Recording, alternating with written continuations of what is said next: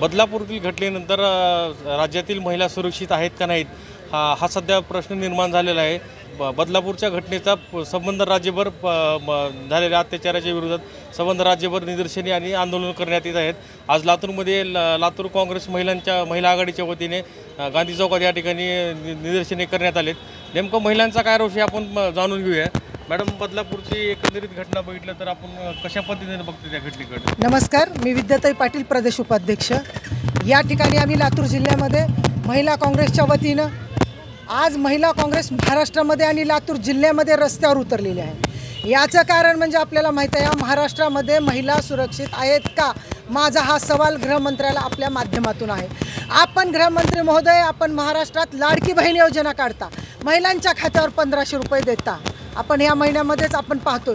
पण खरोखरच तुम्ही महिलांना जर तुम्हाला खरंच न्याय द्यायचा असेल तर हे आज रोज घडणाऱ्या बलात्कार, छोट्या मुलींवर, महिलांवर, 60 वर्षाच्या वृद्ध स्त्रियांवर खरोखरच याचं कुठंतरी मनाला खंत वाटते। एक स्त्री म्हणून या महाराष्ट्रात खरोखरच सत्ता, महाराष्ट्रात भाजपचे सरकार हे झोपलेलं आहे का? महिलांना न्याय देणारं हा सरकार आहे का? मताच्या राजकारणासाठी तुम्ही 1500 रुपये महिलांच्या खात्यावर टाकायचे आणि दररोज आमच्या महिलांवर, मुलींवर, वृद्ध स्त्रियांवर बलात्कार रोज होतात। सकाळी उठलं, टीव्हीच्या पुढे गेलं, पेपर काढला की महिलांवर बलात्कार, कुठेतरी मन खिन्न होत आहे। त्यामुळे आज महाराष्ट्रभर महिला काँग्रेस रस्त्यावर उतरलेले आहे। या महाराष्ट्राच्या गृहमंत्र्यांना आमचा सवाल आहे, जर तुम्हाला खरंच लाडक्या बहिणीला जर सुरक्षित ठेवायचं असेल तर 1500 तुम्ही बहीण खरेदी नाही करू शकत। तिच्या स्वतःच्या अस्तित्वाचा विषय आहे।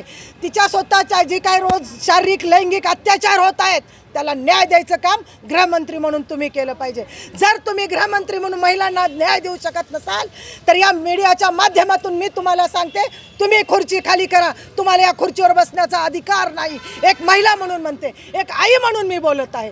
खरोखर आपण पूर्वी ऐकायचो बिहारमध्ये हे घटना घडतात, पण आज महाराष्ट्रामध्ये सगळ्यात जास्त देशात महाराष्ट्रात घटना घडत आहेत। डेली परवा चाकूरमध्ये घटना घडली। आम्हाला खरोखरच त्याचं मनाला एक आई म्हणून मुलगी बाहेर पाठवायची का नाही, मुली शाळेला पाठवायच्या का नाही, हा खरा विषय आहे। म्हणून आपल्या माध्यमातून महिला काँग्रेस रस्त्यावर उतरली आहे। जर का अशा घटनेवर तुम्ही प्रतिबंध घालत नसाल तर तुम्हाला आम्ही खुर्चीवर बसू देणार नाही, ही मागणी या माध्यमातून मी गृहमंत्र्यांना करू इच्छिते। बदलापूरच्या प्रकरणाचं एवढं हे झालंय की आम्हाला वाटायला लागलं की आमच्या मुली पाठवावं का नाही की बाहेर, एवढं भीतीचं वातावरण तयार झालेलं आहे। मी सरकारला एवढीच विनंती करते की हे जे तुम्ही योजना काढली आहेत लाडकी बहीण योजनेचे, हे काही आम्हाला योग्य नाही। तुम्ही ना बहिणींना सुरक्षा द्या, एवढं माझे कळकळीची विनंती आहे। तुम्ही 3000 रुपये देऊन ही बहिणींची सुरक्षा नाही। खरंच जर तुम्ही आम्हाला बहीण मानत असाल तर मी सरकारना म्हणते की तुम्ही आम्हाला काहीतरी आधार द्या आणि एका दिवसामध्ये तुम्ही नोटाबंदी करू शकतात तर तुम्ही या नराधमाला फाशीची शिक्षा द्या। आज त्यांचं वय चिमुकल्या 1.5 ते 3-4 वर्षाच्या मुली, या एवढ्या मुलींवर अत्याचार होत असल्याला हे आम्हाला पाहत नाही। आम्हाला सुद्धा भीती वाटायला लागलेली आहे। या सरकारने लवकरात लवकर निर्णय द्या। महाराष्ट्रामध्ये महिला सुरक्षित आहेत काय वाटते तुम्हाला? आम्ही इथे सर्व महिला बदलापूरच्या छोट्या चिमुकल्यांवर झालेल्या अत्याचाराच्या बाबतीत इथे उभे आहोत। आम्हाला सरकारला एकच सांगायचं आहे, लाडकी बहीणच्या योजनेच्या ऐवजी जर त्यांनी लाडकी सुरक्षा बहीण म्हणून काहीतरी आम्हाला ठोस हातामध्ये एखादा कायदा दिला, आम्ही महिला रात्री बेरात्री बाहेर फिरायचं की नाही, कधी आमचे बिझनेस आहे, माझा व्यवसाय आहे, मला घरी यायला 10-11 वाजतात, तर खरंच अक्षरशः भीती वाटते।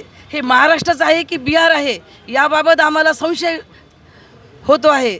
आणि महिला इथे सर्वस्वी फक्त महिलांचा जर प्रश्न तुम्ही उचलून धरला, आम्हाला सुरक्षा दिली तरच खऱ्या अर्थानं लाडकी बहीण सार्थक होईल। काय वाटतंय म्हणजे महिलांच्या सुरक्षेविषयी? महिला सुरक्षेचा विषय असा आहे की 2 आणि 4 वर्षाच्या मुलीवर जर असे अत्याचार होत असतील आणि शिक्षणासारख्या क्षेत्रात, शिक्षण ही महिलांचा मूलभूत अधिकार आहे, त्या ठिकाणी जर अशा घटना होत असतील तर इतर ठिकाणी कसे लेकरं सुरक्षित असतील? आज आम्हाला आई म्हणून असा प्रश्न आहे की आमची लेकरं शाळेला पाठवावी का नाही?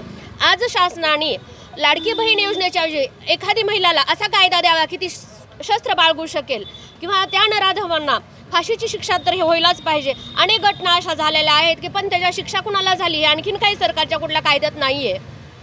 तर सशस्त्र महिलांना आज दिले पाहिजे त्यांनी परमिशन आणि शाळेसारख्या शिक्षणासारख्या जर व्यवस्थेत जर हे असं असेल तर मुलींना शाळेत पाठवायचं का नाही, हा सगळ्यात मोठा प्रश्न आमच्या पुढे आहे. आम्हाला असा प्रश्न पडलेला आहे की जो बदलापूरमध्ये जे झाले ते फार लहान मुली आहेत, त्यांना ह्याच्यात काहीच नाही. हां, महाराष्ट्राचं पण हे झालेलं आहे, बिहार झालं आहे. आणि त्यामध्ये मला एकच सांगायचं आहे, जर तुम्हाला गृहमंत्र्याला जर काही करता येत नसेल तर त्यांनी सरळ खुर्ची खाली करावी. ह्या गोष्टीवर जर त्यांना बोलता येत नाही, काय ॲक्शन घेता येत नाही आहे, जर त्या नराधमांना ते शिक्षा करू शकत नाहीत तर त्यांना पब्लिकमध्ये आणून उभा करावं, ते शिक्षा देतील तुम्हाला जर ह्याच्यावर काही करता येत नसेल. यामुळे आम्ही सगळ्या महिला आज रोडवर उतरलो आहे. आणि याच्यासाठी सांगते, इथून पुढे जर त्यांनी नाही काय केलं तर आम्ही सगळ्या महिला परत रोडवर येऊ. आम्ही आपल्यासोबत आणखीन काही महिला आहेत, ते काय त्यांची काय प्रतिक्रिया आहेत आपण बघूया. बदलापूरमध्ये जे घटना घडलेली आहे ते खूप निंदनीय आहे आणि अशा नराधमांना फाशीची शिक्षा झालीच पाहिजे. आणि त्यांना तुम्हाला जर शिक्षा देणं होत नसेल तर त्यांना पब्लिकमध्ये आणा, आम्ही त्यांना शिक्षा देऊ. तर हे होते लातूर शहरातील महिला काँग्रेसच्या महिलांच्या प्रतिक्रिया. बदलापूरच्या प्रकरणावर एकंदरीत महाराष्ट्रामध्ये राज्यामध्ये वेगवेगळ्या ठिकाणी आंदोलनाने महिलांनी झालेल्या अत्याचाराच्या विरोधात निदर्शने आणि त्याचा जाहीर निषेध व्यक्त करण्यात येत आहे. विजय कवाळे, नवराष्ट्र, लातूर.